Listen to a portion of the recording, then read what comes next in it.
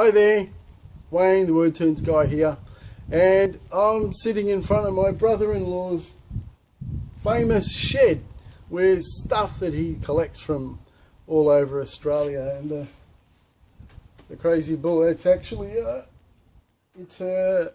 esky. Put the beer and the ice in it.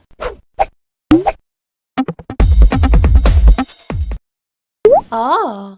Today I thought I'd tell you a little bit about the Wordtoons story. How did I come up with Wordtoons?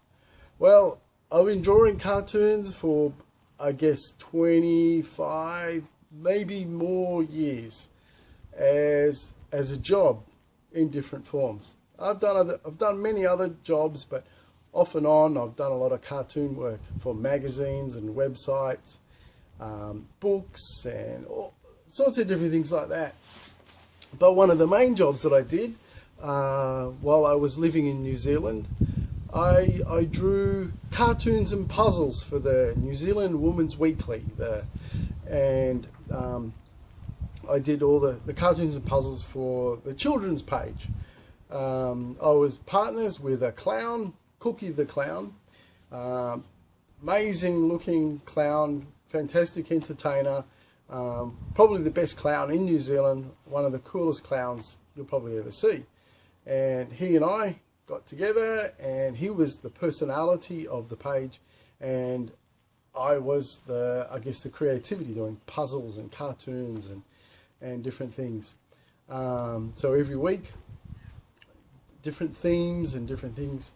And my two sons were quite young back then, and when I would go to pick them up from school, I would arrive early and sit in the car and wait. And I would often scribble and work on ideas just while that quiet time was there. And I used to really enjoy that, sitting there and drawing in the car waiting. So I actually used to turn up quite a bit early and sit there in the car. And for whatever reason, I was sitting there and scribbling and working on different ideas. And the idea of a dog, the original one, could I turn the word dog into a dog?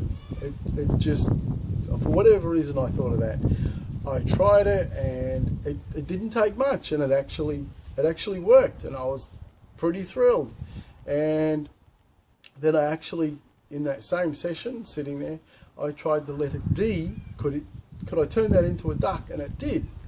And so I felt I was onto something there. And when the boys came and into the car and I showed them, they were like, wow, this is cool. So then I used to always park up and work on ideas and started creating more Wordtoons. And I think the very next one I tried was baby, turning the word baby into a cartoon baby. And that one's also been a favourite. And from there, I did a few of the Wordtoons off and on in the Women's Weekly, that got seen by about at least 200,000 people a week, that magazine. So a lot of people got to see, actually the dog Wordtoon, the baby and the duck and things like that.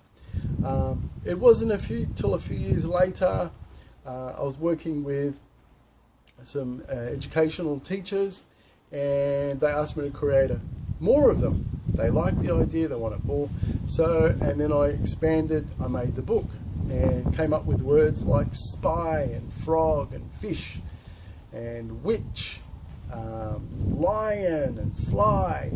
And one of my favourite, we've seen the video some weeks back, a couple of months back maybe, the robot. So then, since maybe about 2003, probably before, but at least 2003, I've been coming up with Wordtoons off and on. And it's only recently, I just finished 3 years teaching English in South Korea, but now I decided it's about time I go completely full-time and work on Wordtoons, and I'm really enjoying coming up with many more.